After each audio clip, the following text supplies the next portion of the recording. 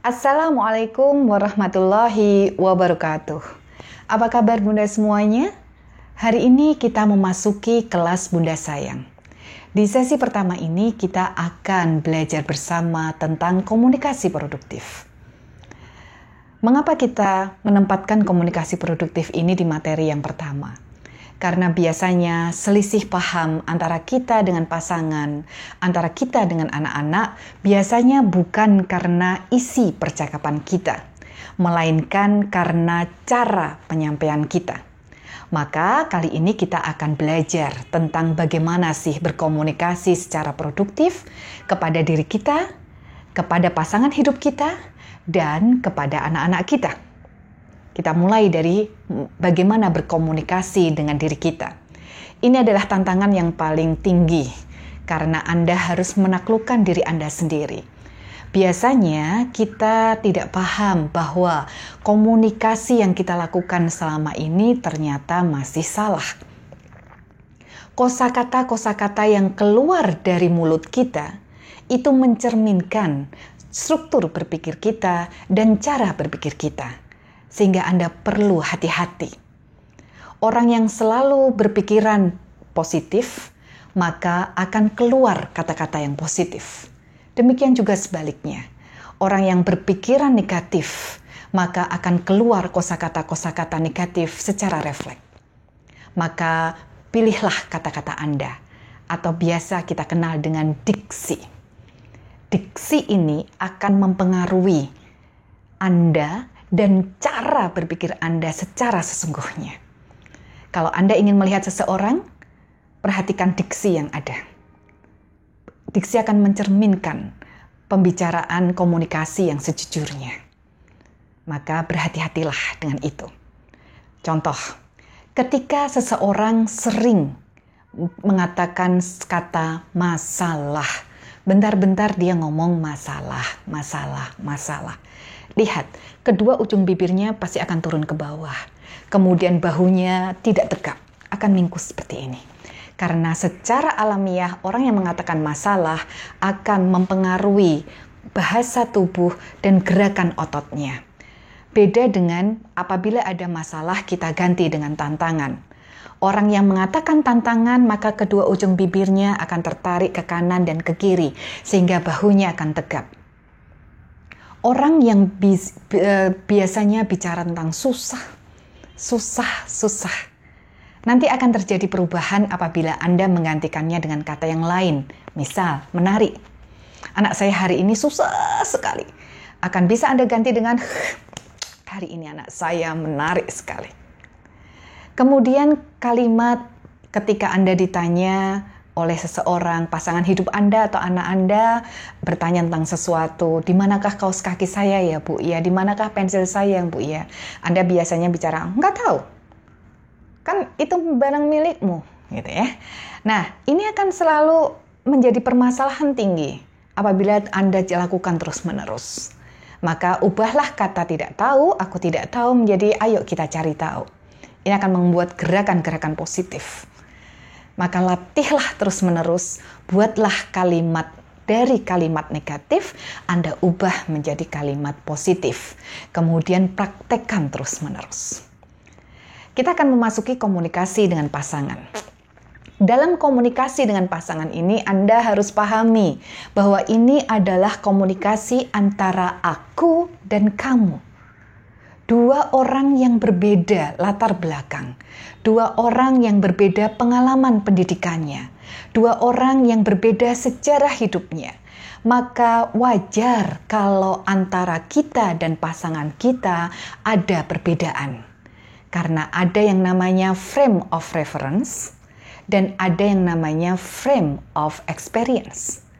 Frame of reference itu adalah sudut pandang tata nilai yang dimiliki oleh seseorang. Kemudian kalau frame of experience itu adalah serangkaian kejadian-kejadian yang mempengaruhi mental seseorang dan emosi mereka. Maka ketika Anda berdua berkomunikasi itu dalam rangka membagikan sudut pandang Anda agar dipahami oleh pasangan hidup Anda. bukan dalam rangka memaksakan sudut pandang Anda agar mau tidak mau pasangan Anda harus menerimanya.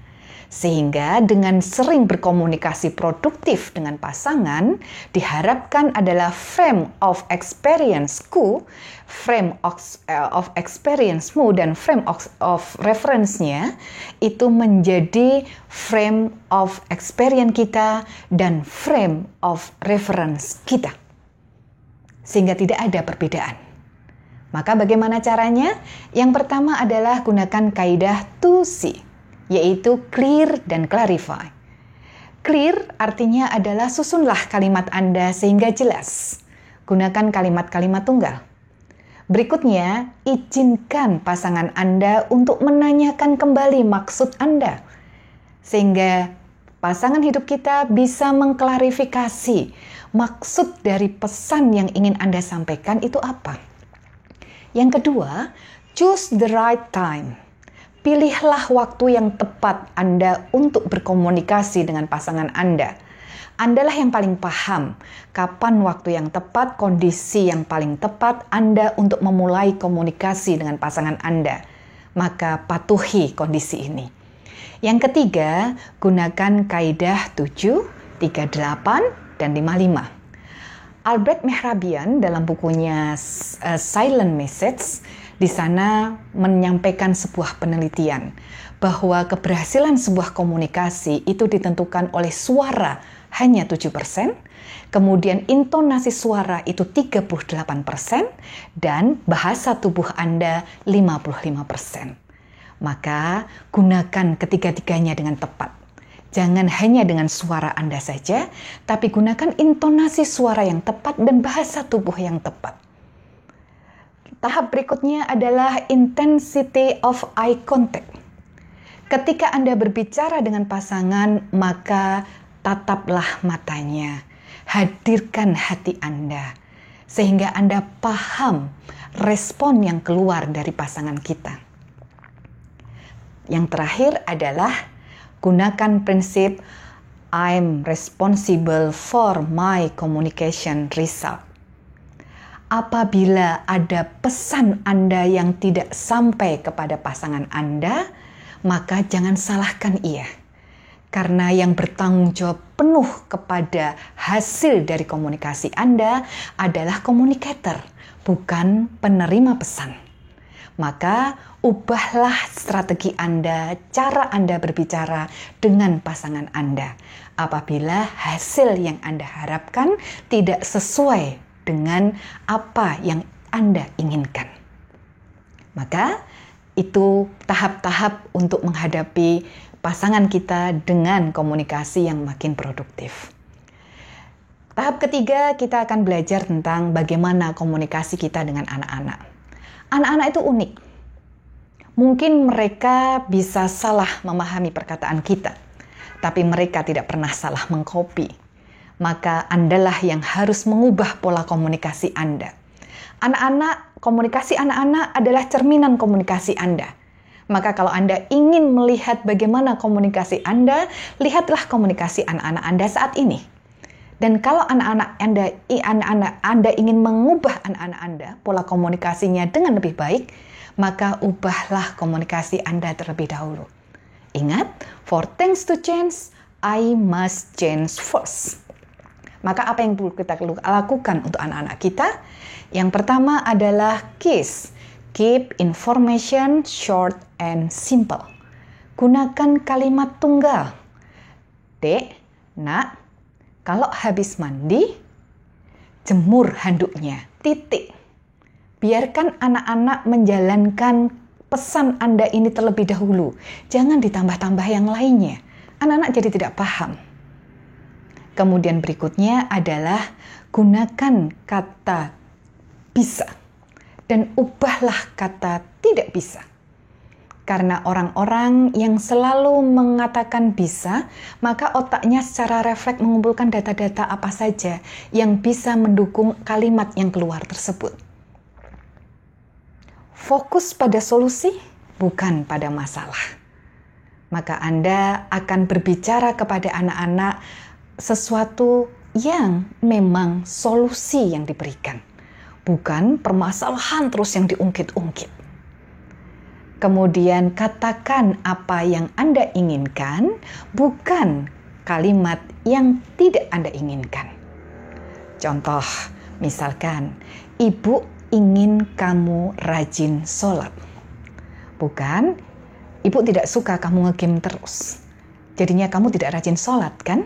Nah, ini kalimat-kalimat yang perlu kita ubah setahap demi setahap. Masih banyak lagi kalimat-kalimat itu yang tidak mungkin saya sampaikan dalam video kali ini. Maka pelajarilah materi komunikasi produktif di Bunda Sayang, dan kita akan memasuki tahap-tahap praktek kita pada bulan ini untuk bisa memahami bahwa ilmu komunikasi produktif ini memang menjadi ilmu dasar kita dalam mendidik anak dan mengelola keluarga. Selamat praktek, selamat berkomunikasi produktif dengan keluarga Anda. Salam Ibu Profesional.